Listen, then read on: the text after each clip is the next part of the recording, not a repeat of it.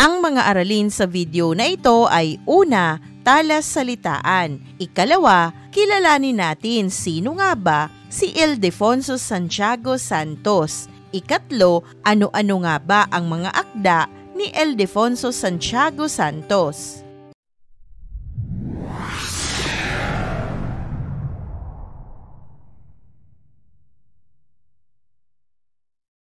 Narito na ang ating talassalitaan. Unawain natin ang kahulugan ng mga piling salita na ginamit sa aralin. Unang bilang, makata, manunulat ng tula, mahusay sa malikhaing paggamit ng wika upang maipahayag ang damdamin at karanasan. Ikalawa, pagsasalin, paglilipat ng kahulugan ng isang akda mula sa isang wika patungo sa iba habang pinananatili ang diwa at mensahe nito. Ikatlo, sinaunang anyo ng tula, nagmula pa sa mga unang panahon tulad ng tanaga at may mahigpit na tuntunin sa sukat at tugma. Ikaapat, maharlikang panitikan, tulang pasalaysay na may kabayanihan, paglalakbay at pakikipagsapalaran.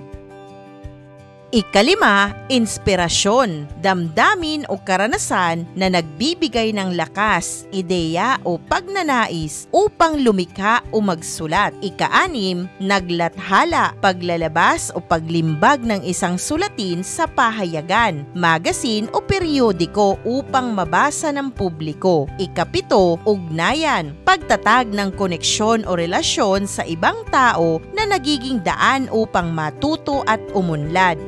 Iyong naunawaan ang kahulugan ng mga piling salita na ginamit sa aralin. Dumako na tayo sa pagkilala kung sino nga ba si Ildefonso Santiago Santos. Si Ildefonso Santiago Santos ay isang kilalang manunulat sa Tagalog noong panahon ng Amerikano. Ipinanganak noong Enero 23, taong 1877 sa Baritan, Tambobong, ang kasalukuyang Malabon. Siya ay kinilala bilang isa sa mga pinakamahusay na makata sa Tagalog. Isa sa kanyang mga naging kilalang pagsasalin ang Rubaiyat ni Omar Khayyam at ng pambansang awit ng Pilipinas. Bukod dito, kilala rin siya sa paggamit ng sinaunang anyo ng tula sa Pilipinas na tinatawag na tanaga. Ang anak niyang si Ildefonso P. Santos Jr. ay kinilalang national artist para sa kanyang kahusayan sa arkitektura. Sa kanyang kabataan, si Santos ay nagmula sa isang karaniwang pamilya ngunit may malalim na interes sa panitikan. Bilang isang estudyante sa Malabon Elementary School, binabasa niya ng malakas ang iba't ibang awit at korido tulad ng Don Juan Tenyoso, Don Alejandro at Don Luis at Ibong Adarna sa kanyang matandang tiyahin na hindi marunong magbasa o sumulat.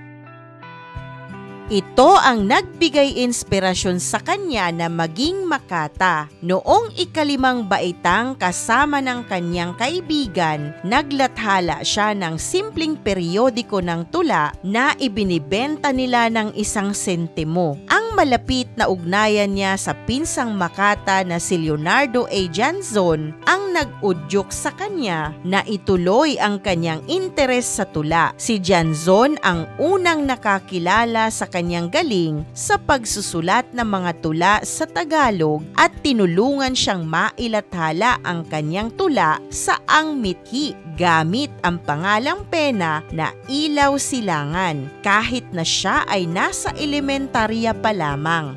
Ipinakita ni Santos ang kanyang husay sa pagtuturo at naging punong guro ng Marikina Elementary School. Sa kabila ng kanyang mga responsibilidad, patuloy pa rin siyang sumusulat ng mga tula tulad ng Gabi, Ang Ulap, Ang Guryon, Taga-Ilog at Sa Tabi ng Dagat na nailathala sa Ang Mithi at pinalakip sa Liwayway. Lubos pa nating kilalanin si Ildefonso Santiago Santos sa kanyang edukasyon, karera at mga tanyag na akda. Nag-aral si Ildefonso Santiago Santos sa Philippine Normal School pagkatapos ng elementarya at nangako na magtuturo pagkatapos ng pagtatapos. Sumunod sa kolehiyo sa National Teachers College kung saan nakapagtapos siya ng kursong edukasyon. Isa siyang guro at kalaunan ay naging punong guro at superintendent sa sistema ng edukasyon. Matapos ang paglaganap ng pambansang wika, naging supervisor siya para sa national language sa Kagawaran ng Edukasyon. Nag-aral din si Santos sa Kolehiyo de San Juan de Letran at sa Universidad ng Pilipinas. Naging guro siya ng iba't ibang paaralan at kolehiyo kung saan ibinahagi niya ang kanyang kaalaman at pagmamahal sa panitikan. Siya rin ay naging bahagi ng Akademya ng Wikang Tagalog. Noong Hulyo 2, taong 1954, binigyan siya ni Pangulong Ramon Magsaysay ng Award of Merit para sa kanyang kontribusyon sa panitikan at kultura. Noong taong 1963, kinilala ng Institute of National Language ang kanyang mga ambag. Narito ang tala ng ilang mga nakalap nating mga tanyag na akda at kontribusyon ni Ildefonso Santiago Santos. Una, ang akdang Gabi. Ikalawa, ang Mangingisda. Ikatlo, Pangarap. Ikaapat, Sa Tabi ng Dagat. Ikalima, Ulilang Tahanan. Ang mga akda ni Ildefonso Santos ay nagtatampok ng kagandahan ng kalikasan at ang pagmamahal sa bayan. Sa kanyang mga tula, ipinapakita niya ang kanyang malalim na pag-unawa sa kalikasan at ang kanyang pagnanais na mapangalagaan ito. Ipinakita rin niya ang iba't ibang karanasan ng tao tulad ng pag-ibig, pagkabigo at pag-asa. Malaki ang kanyang kontribusyon sa pagpapayaman ng panitikang Tagalog at sa paghubog ng kamalayan ng mga Pilipino sa kalikasan at bayan.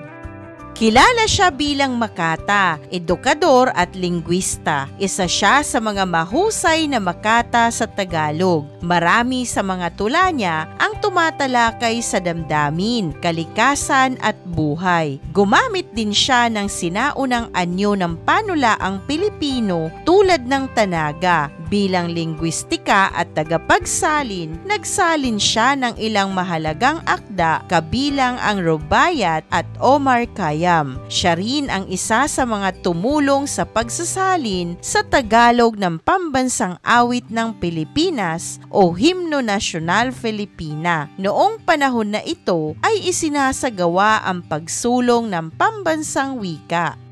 Lahat ng akda noong unang panahon ay lubhang mahalaga sa Pilipinas at sa kultura ng Pilipino. Ngunit alamin natin ano nga ba ang kahalagahan ng mga ambag sa panitikan at wika ni Ildefonso Santiago Santos. Unang bilang, panitikan ng wikang pambansa. Bilang makata sa Tagalog, malaking bahagi siya ng pag-unlad ng panitikang Pilipino sa wikang sariling atin. Ikalawa, pagpapalaganap ng wika. Sa pagiging guro at tagasalin, nag-ambag siya sa paglinang ng pambansang wika.